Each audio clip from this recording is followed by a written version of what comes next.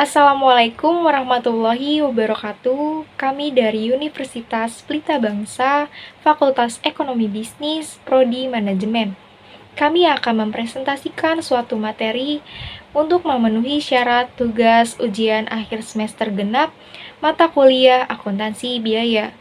Kami dari kelompok 3 yang beranggotakan 4 orang, dan izinkan saya memperkenalkan diri.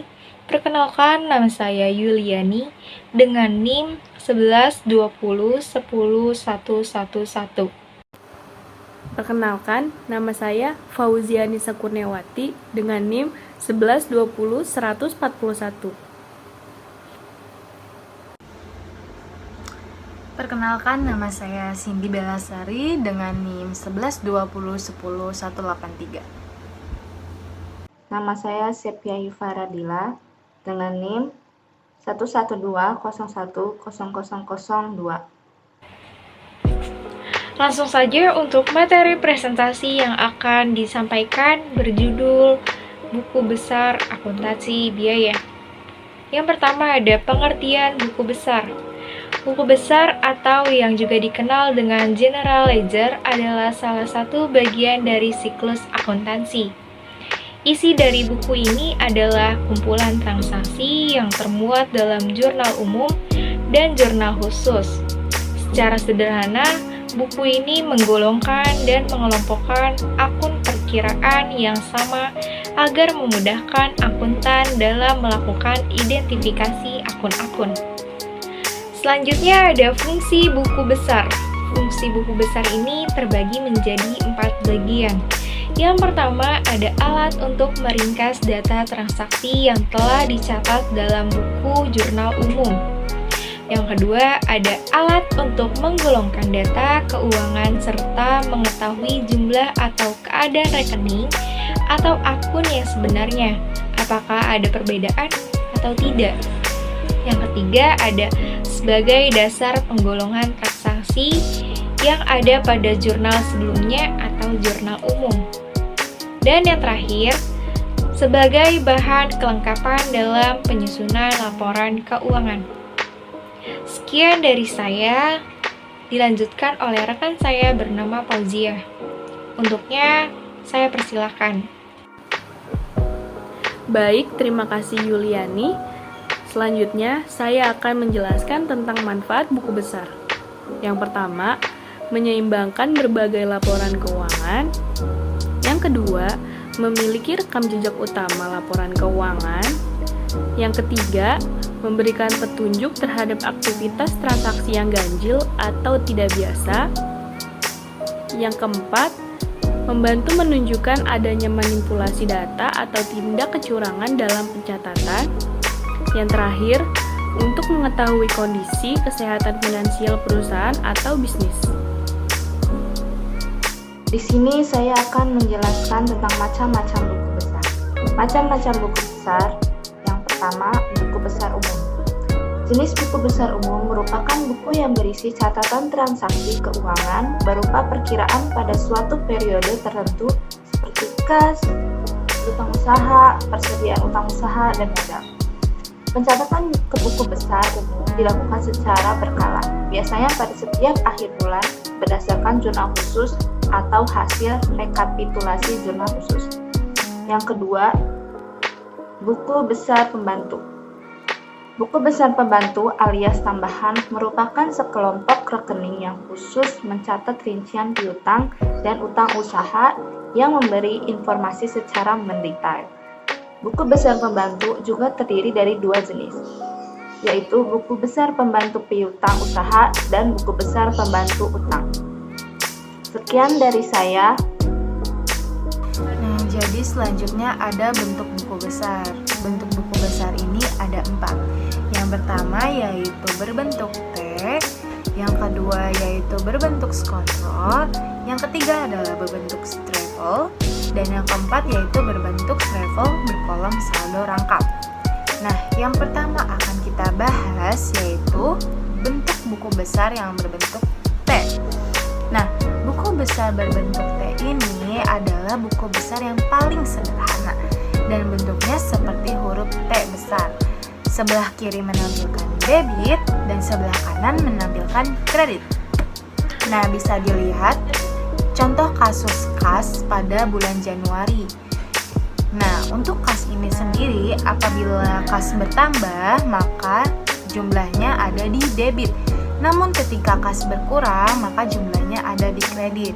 Yaitu bisa dilihat pada tanggal 1 Januari, kas bertambah 500 juta.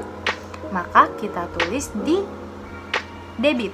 Namun pada tanggal 5 Januari, kas ini berkurang 150 juta. Maka kita tulis di kredit. Dan pada tanggal 15 Januari, kas berkurang lagi 1 juta, maka kita tulis di kredit. Dan pada tanggal 18 Januari, kas bertambah 8 juta, maka kita tulis di debit.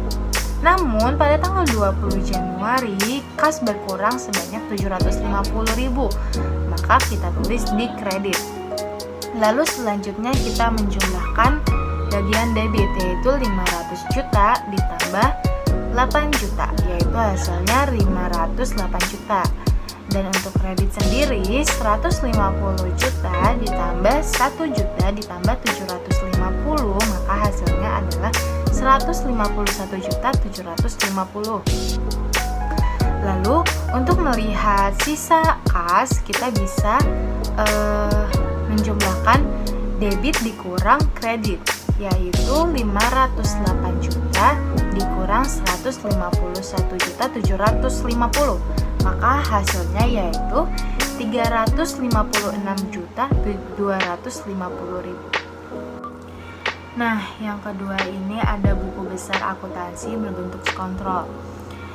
Buku besar berbentuk skontrol ini adalah buku besar yang biasa disebut bentuk 2 kolom. Skontrol berarti menyebelah atau terbagi 2, yaitu debit dan kredit.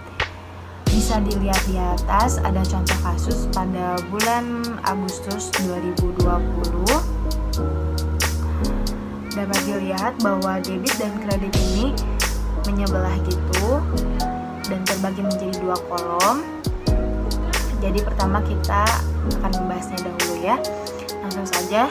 Jadi untuk debit sendiri ini, debit ini yaitu harta. Ketika harta bertambah, maka jumlahnya ada di debit. Namun ketika kita harus mengeluarkan uang, maka jumlahnya ada di kredit. Nah, yang pertama yaitu pada tanggal 1 Agustus, saldo awal sebesar 200.000. Maka untuk saldo awal ini kita simpan di debit. Dan pada tanggal 4 Agustus kita membayar perlengkapan. Ketika kita membayar perlengkapan, artinya kita mengeluarkan kas kan, maka itu termasuk ke dalam kredit, yaitu sejumlah 250.000. Dan pada tanggal 7 Agustus kita membayar hutang. Artinya ketika kita membayar hutang, maka kas berkurang lagi kan, maka kita tulis di kredit, yaitu sebesar 500.000. Dan pada tanggal 15 Agustus kita mendapatkan pendapatan. Artinya ketika kita mendapatkan pendapatan, maka kas kita bertambah, maka kita tulis di debit, yaitu sebesar 500.000. Dan pada tanggal 15 Agustus juga kita mendapatkan piutang. Artinya ketika kita mendapatkan piutang, maka kas bertambah. Kas bertambah sebesar 1 juta, maka kita tulis di debit. Namun pada tanggal 20 Agustus kita membayar gaji karyawan.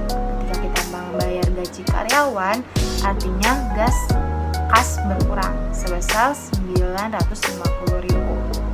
Lalu selanjutnya kita jumlahkan bagian debit terlebih dahulu, yaitu 200.000 ditambah 500.000 ditambah 1 juta, hasilnya adalah 1.700.000. Dan pada kredit kita jumlahkan 250.000 ditambah 500 ditambah 950, hasilnya adalah 1.700.000.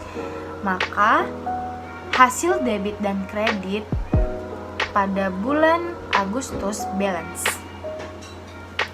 Nah, lalu selanjutnya ada buku besar berbentuk staple, yaitu buku besar berbentuk staple ini memiliki kolom saldo tunggal yang sering dipakai saat butuh penjelasan dari transaksi yang relatif banyak.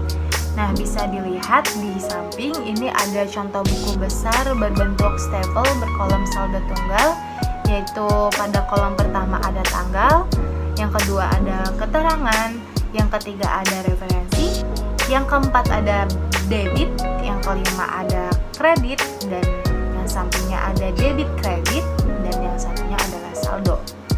Lalu terakhir ada bentuk buku besar berbentuk staple namun berkolom saldo rangkap. Nah, ini tuh hampir sama dengan bentuk kolom saldo tunggal yang tadi, namun perbedaannya terletak pada bentuknya. Yakni dalam buku ini kolom saldo dibagi menjadi 2 kolom, yaitu kolom debit dan kredit.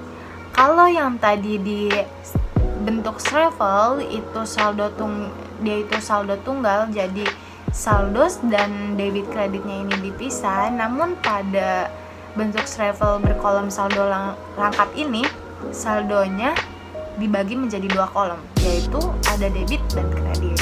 Bisa dilihat di atas ada tanggal, ada keterangan, ada referensi, ada debit, kredit, dan saldo yang terbagi menjadi 2 kolom, yaitu debit dan kredit. Nah, sekian penjelasan saya kembalikan kepada moderator. Terima kasih.